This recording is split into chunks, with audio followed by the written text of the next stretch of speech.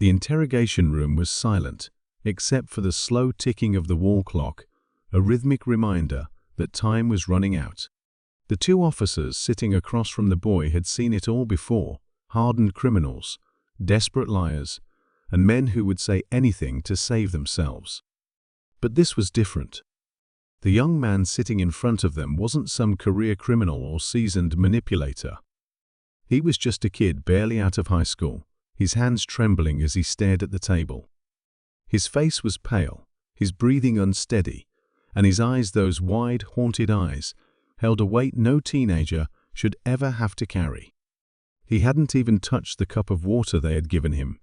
He simply sat there, shoulders hunched, as if the words he was about to say would change everything. And they would. Detective Harris leaned forward, his voice calm but firm. "Take your time, son. But we need to know the truth." Beside him, Officer Reynolds, known for his cold, unshakable demeanor, kept his arms crossed, watching the boy carefully. They had expected resistance, maybe even a rehearsed alibi. But when the kid finally spoke, his voice was barely above a whisper, and the words that came out sent an icy chill through the room. His confession was not what they had prepared for. It wasn't the usual web of half-truths or some desperate attempt to shift blame. No, what he revealed in that moment made both officers, men who had spent years dealing with the darkest corners of human nature, exchange a look of pure disbelief. Outside, the station buzzed with its usual chaos: phones ringing, officers coming and going, paperwork stacking up. But inside that room, the world had shrunk to just three people: a troubled young man, two officers, and a truth so chilling that even the most hardened among them found themselves shaken to the core. The weight of his words settled over the room like a thick fog, suffocating, inescapable. And yet, the worst part was that they hadn't even heard the full story yet. What had this boy done? Or perhaps more terrifying, what had he witnessed? The room remained eerily silent, the boy's words still hanging in the air like a thick, unshakable fog. Detective Harris studied him carefully, noting the way his fingers fidgeted in his lap, how his gaze kept darting toward the mirror on the wall, as if he expected someone to be watching from the other side. He had seen guilt before, had spent years decoding the subtle ways it crept into a suspect's body language. But this wasn't guilt. No, this was something else. Fear. Deep, gut-wrenching fear. And that unsettled him more than he cared to admit.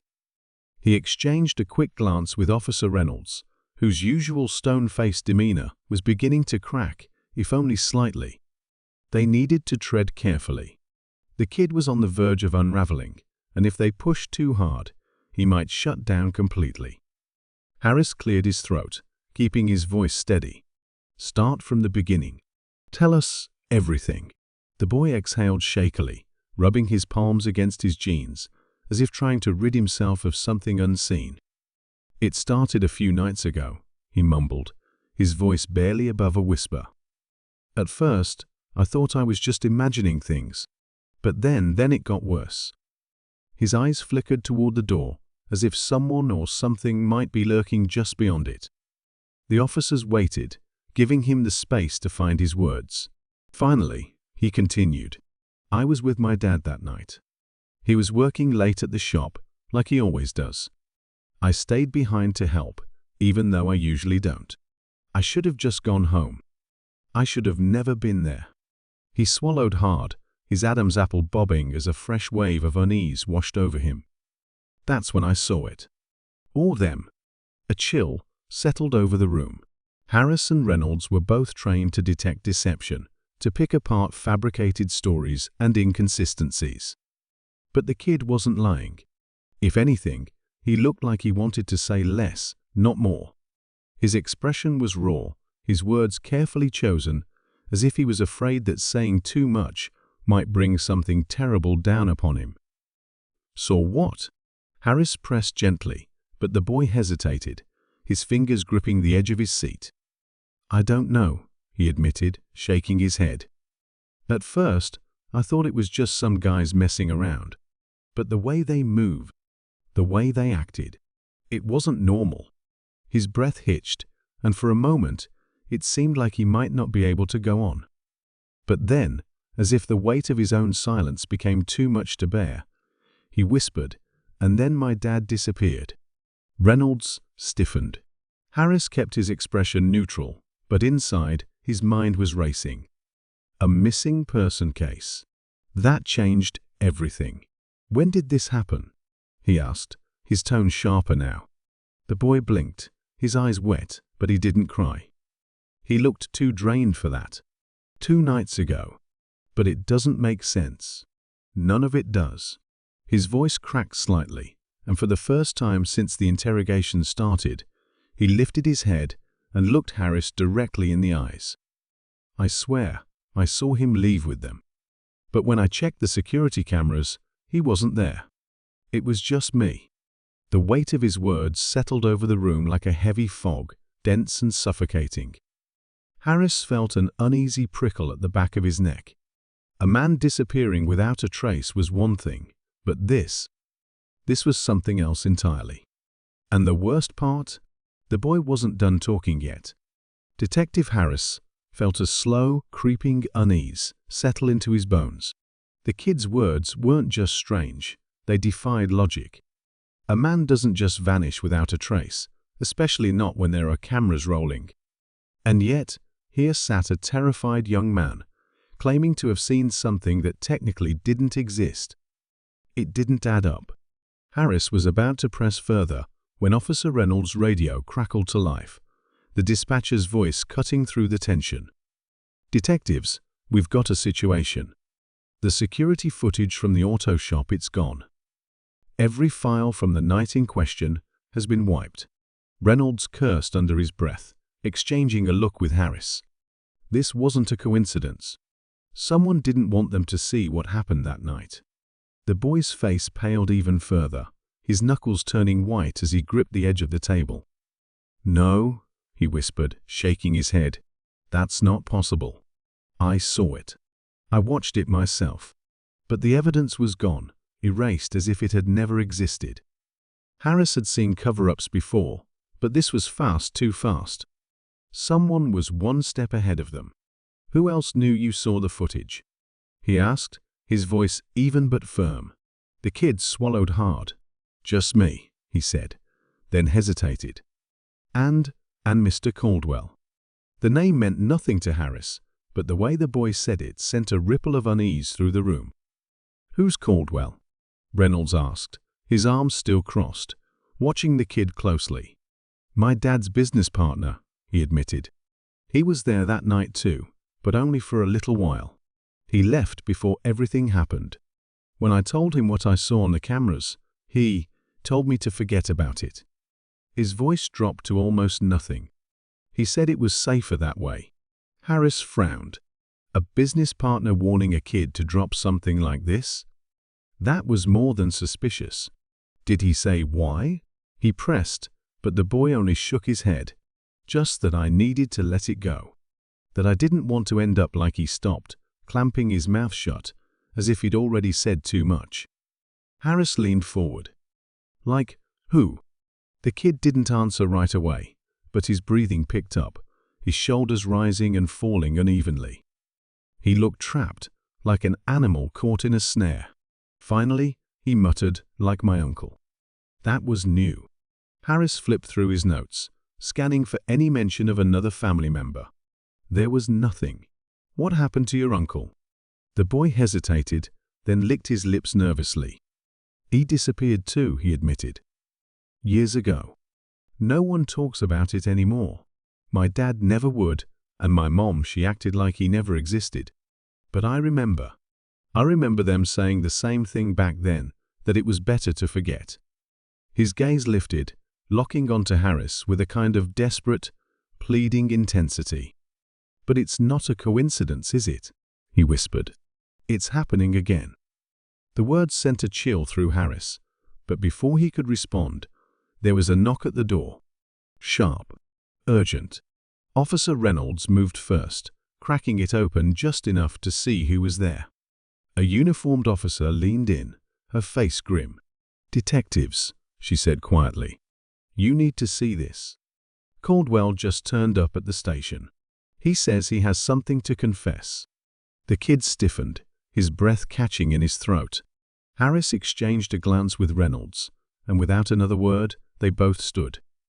But as Harris reached for the door, a thought gnawed at the back of his mind. If Caldwell was ready to talk now, after warning the boy to stay quiet, what had changed? And more importantly, was he telling the truth? Detective Harris barely had time to process Caldwell's sudden arrival before the station doors swung open and the man himself stepped inside. He was older than Harris expected, mid-50s maybe, with graying hair and a face lined with years of hard work. But there was something else, an edge of unease beneath his weathered exterior. His eyes darted around the room, his fingers twitching as he wiped the sweat from his brow. Whatever had brought him here wasn't just guilt. It was fear. Real, unshakable fear. Harris had seen it before, in witnesses who knew too much and in criminals who realized too late that they were in over their heads. Before Harris or Reynolds could get a word in, Caldwell rushed forward, his voice low and urgent. "You need to listen to me," he said, glancing over his shoulder as if someone might be watching. "I was wrong to tell the boy to stay out of it. I thought I was protecting him, but now I don't think any of us are safe." His words sent a chill through Harris, but before he could press for answers, another officer approached, his expression tense. "Detective," he said, handing over a sealed evidence bag. "This just came in from a patrol unit. It was left outside the kid's house." Harris took the bag and felt his stomach tighten. Inside was a single crumpled piece of paper, scrawled with a message in jagged, almost frantic handwriting. STOPLOOKINGORYULEEND UPJUSTLIKEHIM. No signature. No indication of who had left it. Just a stark, chilling warning. He turned back to the kid, who had gone pale at the sight of the note, his breath coming in shallow gasps. "This was at your house?" Harris asked, and the boy gave a shaky nod. I didn't see anyone," he stammered. "I just went outside to take the trash out, and when I came back, it was on the porch." His hands clenched into fists. "They're watching me, aren't they?" Caldwell exhaled sharply, dragging a hand down his face. "They've been watching all of us," he muttered, his voice thick with something between exhaustion and dread. "You don't understand, Detective. This isn't just about his father. It's bigger than that. It's about what happened before." Harris narrowed his eyes, the pieces of this twisted puzzle shifting again before they had even begun to make sense. "Before what?" he demanded, but Caldwell hesitated, his mouth opening and closing like he was fighting a war inside his own mind. Then, almost as if answering the question for him, another officer hurried into the room, looking just as rattled as everyone else. "We just got a call from dispatch," she said, her voice tight. "Another missing person. Same circumstances. No signs of struggle, just gone." Harris felt the weight of the words settle deep in his chest. Another disappearance. Another unanswered question. And now, as he looked between the kid, Caldwell, and the ominous note in his hands, one thing became painfully clear. Whatever this was, it wasn't over. Not even close. The air inside the station felt thick, heavy with something unspoken, something lurking just beyond the edges of understanding. The boy sat frozen in his chair, his mind racing, trying to grasp the reality of what was happening. It was no longer just about his father. It wasn't even just about his uncle. Someone or something was orchestrating all of this, moving pieces in the dark, ensuring that anyone who asked the wrong questions simply disappeared. And now, the warning had come straight to his doorstep. That realization sent a wave of nausea rolling through his stomach. He wasn't safe. None of them were. Caldwell was still talking, his voice urgent, but the words felt distant, muffled. The boy could only focus on one thing, the feeling that had been creeping over him for the past few days, the prickling sensation on the back of his neck every time he stepped outside, the lingering sense that he wasn't alone, even when no one else was around. He had convinced himself it was paranoia, that the stress and fear were playing tricks on him. But now, with that note in evidence, the truth was undeniable. Someone had been watching him, following him, maybe even waiting for the right moment to make their move. His fingers curled into the fabric of his jeans, his heart beat a steady, frantic drum in his ears. Then, before anyone could say another word, the lights flickered. Just for a second. A brief, almost imperceptible flicker. But it was enough. The entire room went still. Every officer, detective pausing mid-conversation. Harris and Reynolds exchanged wary glances, their years of experience telling them that small things like this were never just coincidences. The boy swallowed hard, forcing himself to breathe, to stay calm. But then his phone vibrated in his pocket. A single notification. No caller ID. Just 2 words, too late. The blood drained from his face. His hand shook as he pulled the phone out, staring at the message as his mind raced through every terrifying possibility. Too late for what? To stop looking? To run? To save his father? He shot a glance at Harris, his throat tightening. "Someone just texted me," he whispered, barely able to force the words out. Harris immediately stepped forward, his gaze sharp. "Who?" The boy turned the screen toward him. No number. No history. Just that chilling, ominous message. Harris took the phone, his expression unreadable, but beneath his calm exterior, the tension in his jaw betrayed his concern. Then another noise. Not from inside the station, but from outside. A sharp, piercing car alarm. Another officer cursed under his breath and moved toward the entrance, but before he could even touch the door, his radio crackled. "Unit 42, we've got a situation outside the station. A vehicle, black SUV, doors wide open, no driver, no occupants. And you're not gonna like this. The engine's still running." Harris immediately turned to Reynolds, who didn't hesitate before nodding and heading toward the entrance, gun at his side. The boy felt his breath hitch. A black SUV. The same kind his dad had driven. His pulse pounded as he pushed back his chair and moved toward the glass doors, heart slamming against his ribs as he peered outside. The vehicle sat there in the dim streetlight, abandoned but eerily alive, its headlights casting long, distorted shadows across the pavement. Something about it felt wrong. Off. Like a trap, waiting to be sprung. Harris grabbed his arm before he could step any further. "Stay inside," he ordered, his voice low but firm. But the boy couldn't look away. His father's truck had disappeared without a trace. And now this an empty car, running, waiting. Reynolds stepped cautiously into the lot, gun drawn, his every movement calculated. Another officer flanked him, the 2 inching closer to the SUV. The boy held his breath, his entire body rigid, his stomach twisting into knots. Then, Reynolds reached the driver's side door. Slowly, carefully, he leaned in. And then he froze. For a moment, nothing happened. Then, without warning, Reynolds took a staggering step back, his face pale, his jaw clenched tight. Harris reacted instantly, shoving the boy further inside the station before striding toward the door. "What is it?" he called out. Reynolds didn't answer right away. Instead, he turned slowly, locking eyes with Harris, his usual unshakable demeanor barely holding together. And then, finally, in a voice that sent ice down the boy's spine, Reynolds spoke. "You need to see this." The boy didn't want to. Every instinct screamed at him to turn away, to run. But as Harris moved forward, the weight of the moment dragged him along, his legs moving on their own. When he reached the SUV, he saw it immediately. The thing that had shaken a veteran officer to his core. The reason this wasn't just another missing person case.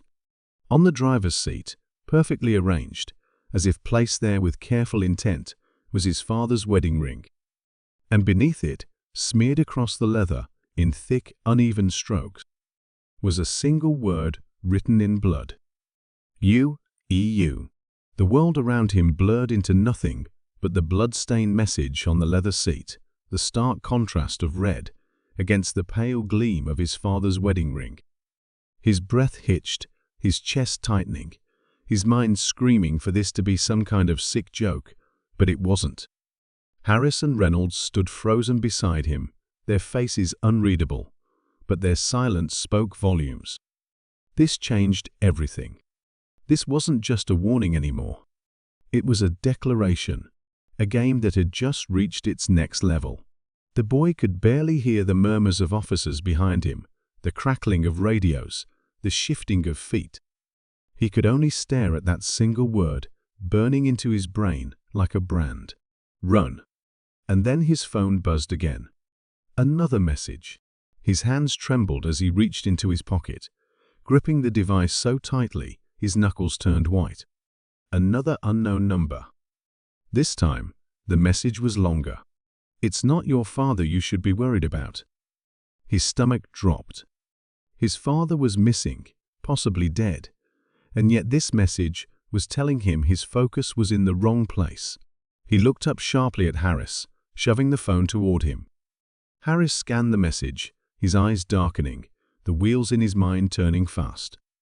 Then, before either of them could say a word, another radio transmission crackled through the night air. A female officer's voice came through, urgent, sharp. "Detective Harris, you need to get back inside. Now." Harris and Reynolds exchanged quick glances before turning back toward the station. The boy followed, his heart hammering, an unfamiliar dread tightening in his chest. As they pushed through the doors, the officer who had called them over was already waiting, her expression pinched and serious. "We just got a call," she said, "from someone claiming to have information on your father." His head snapped up. His father? Someone was finally coming forward? But before the flicker of hope could take root, she continued. "It was a woman. She wouldn't give a name, but she said it was urgent. She wants to meet in person." Harris didn't like it. That much was clear in the sharp set of his jaw, the cautious glance he shot at Reynolds. "Where?" he asked. The officer hesitated. "She said you'd know," she said, looking directly at the boy. She said, and I quote, "Tell him to come to where it all started." The room seemed to tilt.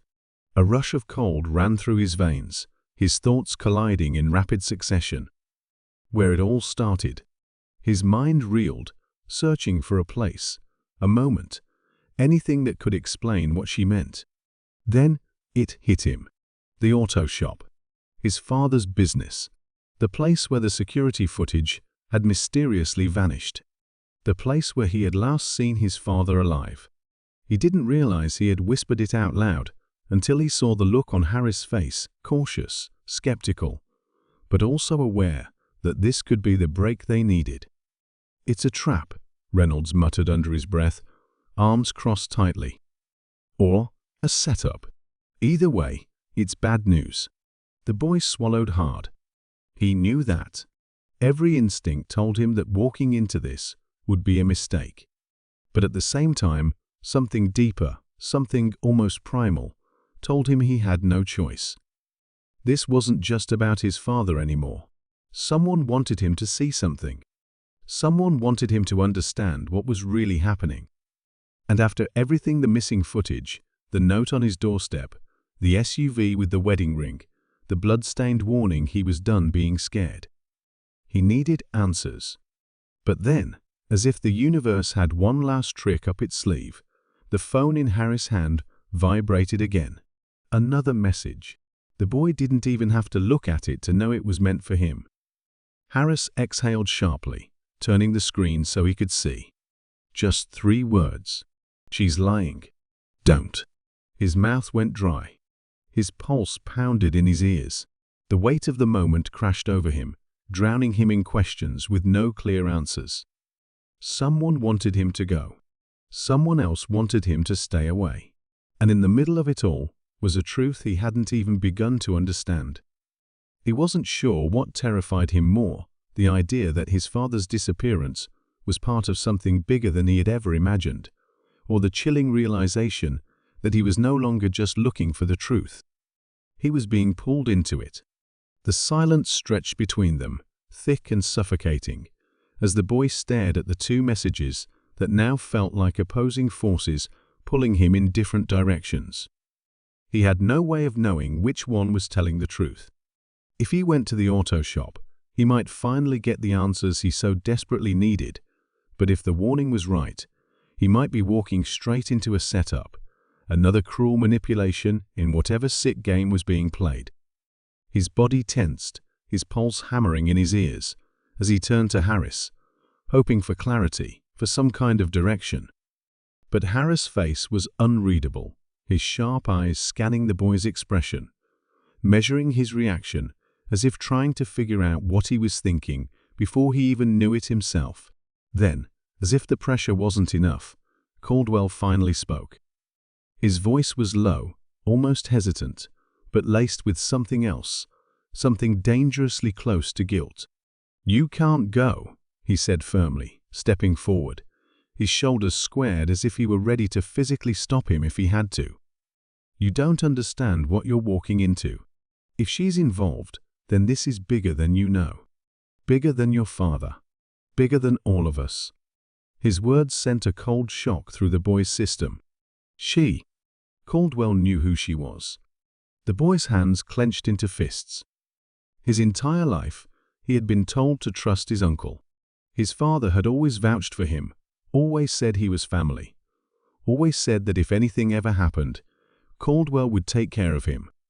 But now, standing there, watching the way his uncle avoided his gaze, the way his jaw tightened like he was holding something back, he realized something he should have noticed earlier.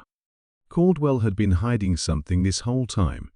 His stomach twisted, rage bubbling up beneath the fear. "Who is she?"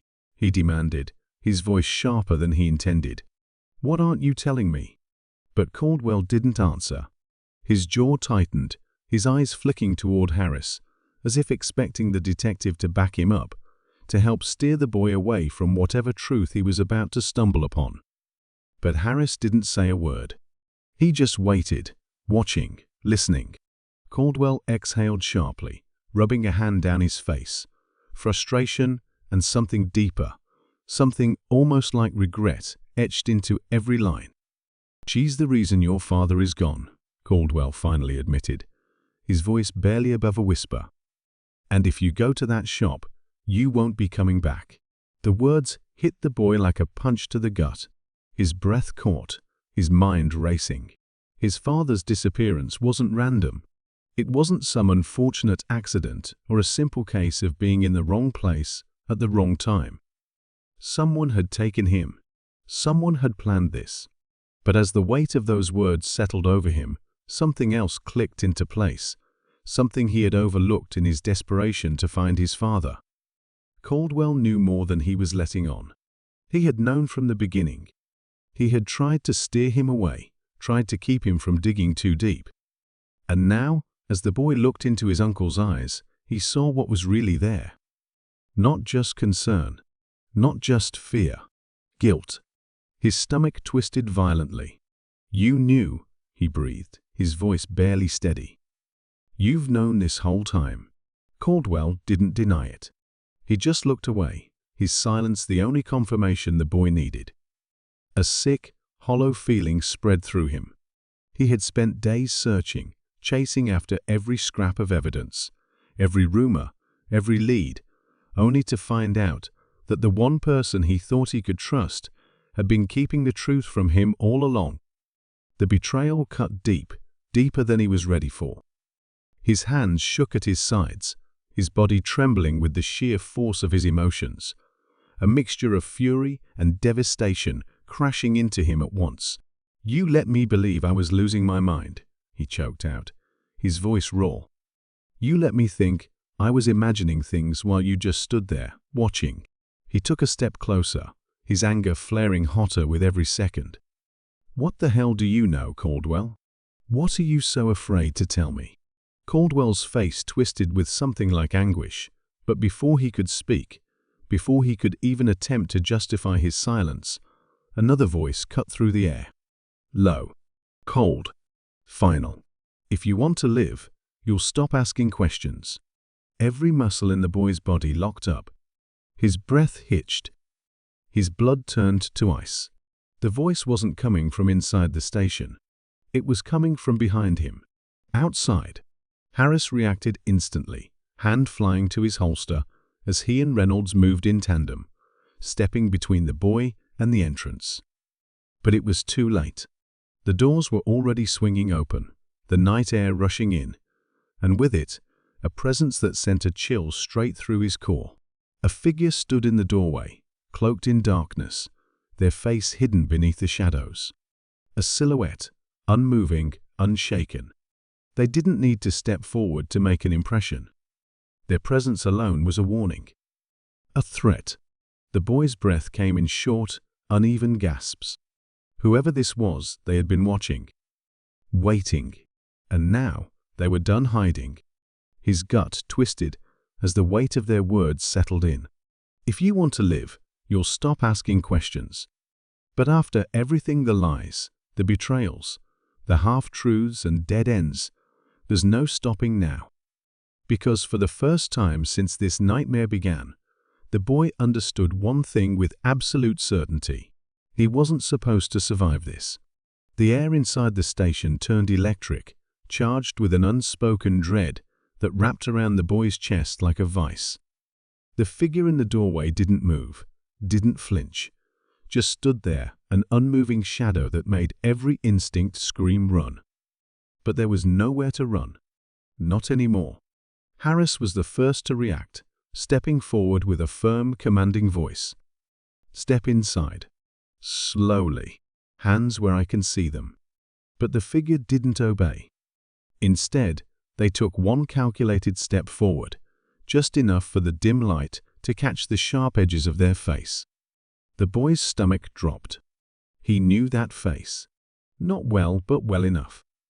It was the woman from the auto shop, the one who had disappeared when the footage went missing, the one who had been nothing more than a ghost in the background of his father's life.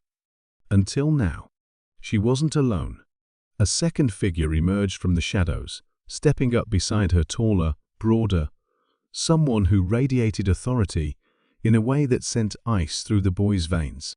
His chest tightened with a sickening mix of fear and fury as the man came fully into view. His breath caught, his body locked up, because standing there, staring back at him with the cold detachment of someone who had already made up their mind, was Detective Reynolds. The betrayal struck like a physical blow, knocking the air from his lungs.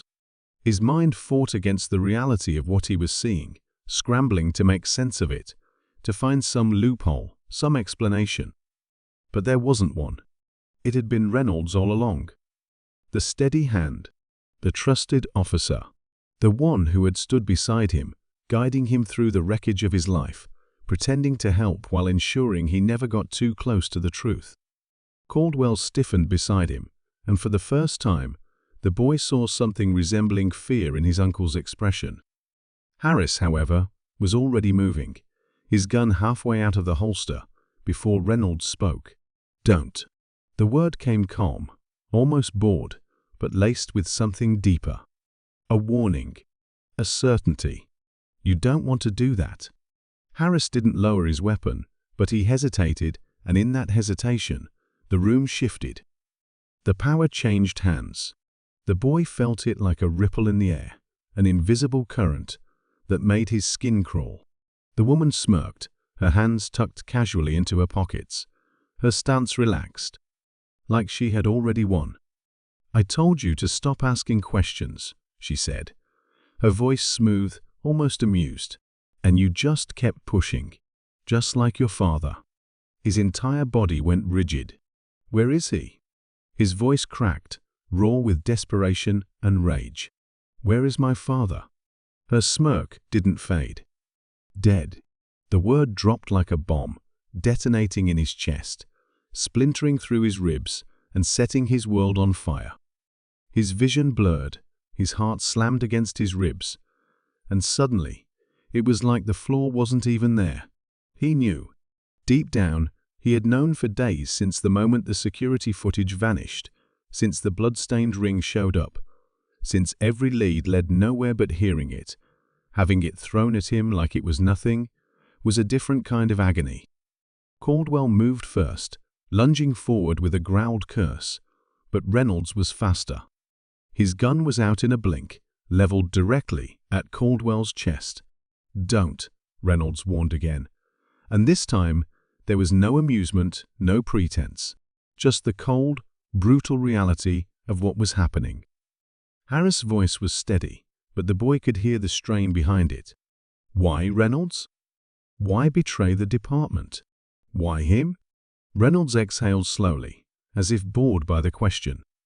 "You think this is about him?" He let out a low, humorless chuckle. "You think this is about some missing mechanic?" His gaze flickered toward the boy, and for the first time, there was something else there, something the boy couldn't quite name. "You have no idea what your father was a part of, what you are a part of." His breath came in short, panicked bursts. "What are you talking about?" The woman's smirk widened. "Your father didn't just run an auto shop," she said, taking another slow step forward. "He was protecting something, something very valuable. And now, thanks to you, we know exactly where to find it." His heart slammed against his ribs. Protecting something? He shook his head, desperate, furious. "I don't know what you're talking about." Her expression darkened. "Lies won't help you now." Then, in one smooth motion, she pulled out her phone, tapped something on the screen, and turned it around. The blood drained from his face. Because on the screen, staring back at him, was a live video feed of his house. His knees nearly gave out. His mother, his little sister, home, alone, not safe. The woman tilted her head, watching him crumble, enjoying every second of it. "You're going to take us to it," she said softly. "Or they die." Everything inside him shattered. Every emotion, grief, rage, terror collided inside him, twisting into something uncontrollable. They weren't just after his father. They were after something else, something big. And they had been using him the entire time, letting him chase ghosts while they closed in on what really mattered. Harris' jaw locked, his grip tightening on his gun. "Don't do this," he warned, his voice low. Reynolds shrugged. Too late. The boy felt the weight of every eye in the room pressing down on him, waiting for him to speak, to choose. His mind screamed at him to think, to fight, to resist, but how? His family's lives were hanging by a thread. One wrong move, one hesitation, and they were gone. His father had died trying to protect whatever this was. And now, standing in the crosshairs of something so much bigger than he ever imagined, he had to decide. Give them what they wanted, or lose everything. The boy's pulse thundered in his ears, drowning out everything else. The woman's smirk, Reynolds' cold stare, the flickering light above, casting eerie shadows across the room. Nothing existed except for the image still glowing on her phone screen, his home, his family, vulnerable and unprotected. The weight of it crushed his lungs, pressing down until he couldn't breathe. They had orchestrated everything, every clue, every dead end, every warning leading him straight into their hands. And now, they weren't asking anymore. They were taking. Caldwell exhaled sharply beside him, his body still coiled like a spring, ready to pounce. But for the first time, the boy wasn't sure if his uncle was his ally or just another piece in this twisted game. Harris hadn't moved, his gun still trained on Reynolds, but there was hesitation in his stance, a flicker of uncertainty in his eyes. He was outnumbered. He knew it. They all did. And then the power went out. The room plunged into darkness. A split second of pure, deafening silence. Then chaos. A crash.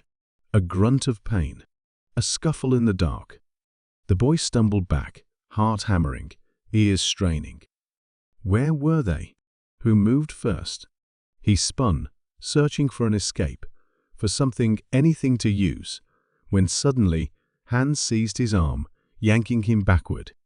He thrashed, panic lurching up his throat, but then a familiar voice hissed in his ear. "Run. Now." Caldwell. He didn't have time to think. He broke into a sprint, adrenaline surging like fire through his veins. He heard gunfire behind him, short bursts, shouts, the sound of bodies colliding. He didn't look back. He couldn't. The hall blurred around him as he bolted through the precinct, past empty desks and darkened hallways, toward the only place that mattered now, the exit. He hit the door at full speed, bursting into the night air. Where to go? Where to hide? He didn't even know where he was leading them, except he knew one thing. They wanted something his father had. Something big. Something worth killing for. His father's auto shop. The thought snapped into place like a final puzzle piece. It was the only place left. The only place his father had spent his last days. And if he was going to end this, if he was going to stop running and face whatever truth had stolen his father's life, then that was where it had to happen. His legs burned as he ran, the cold air slicing against his skin, but he didn't stop. He didn't slow. Somewhere behind him, he heard tires screeching, voices shouting, but his mind tunneled into a single, unwavering goal: get to the shop. Find the truth. Survive. By the time he reached the rusted garage doors, his lungs were on fire, his body trembling, but he didn't hesitate. He shoved the door open and stumbled inside, the familiar scent of oil and metal wrapping around him like a ghost of the past. The flickering overhead light barely illuminated the space, casting deep shadows against the walls. His father's tools lay untouched, exactly where they had been left. A workbench covered in old notes, scribbled numbers, schematics. But none of that mattered now. There had to be something here. Something they were willing to kill for. A noise outside. Tires skidding to a stop. Doors slamming. They were here. His hands shook as he swept his father's desk, knocking aside papers, searching for anything. And then he saw it. A locked floor panel. His breath hitched. He dropped to his knees, fingers scrambling at the edges, finding the latch.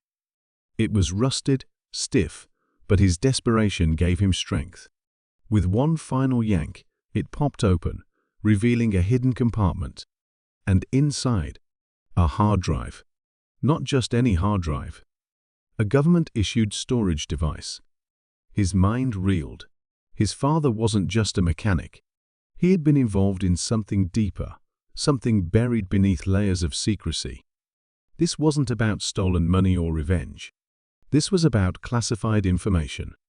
Something his father had stolen, something they had been trying to erase. The door burst open. The woman stepped inside first, her smirk gone, replaced by a look of lethal intent. Reynolds followed, gun drawn. No pretense, no games. "Hand it over," she ordered. His heart slammed against his ribs. He gripped the hard drive, sweat slicking his palms. If he gave it to them, this ended. But it ended their way. He wouldn't make it out, and neither would his family. Caldwell appeared behind them, gun in hand, but he was outnumbered. Harris, bloody but standing, staggered through the doorway. Too late. The woman sighed. "You shouldn't have run, kid." A tense pause. The air electric. And then the roar of an engine. A black SUV barreled toward the entrance at full speed. In the split second of chaos, the boy moved. He dove sideways, clutching the hard drive to his chest as the vehicle slammed through the half-opened garage door, sending metal and debris flying. Gunfire erupted. Shouting. The woman cursed, diving for cover. Reynolds spun, firing wildly. And in the chaos, Caldwell turned on them. The boy's breath caught as his uncle fired not at Harris, but at Reynolds. A single, clean shot. The detective staggered, disbelief flashing across his face before he crumpled.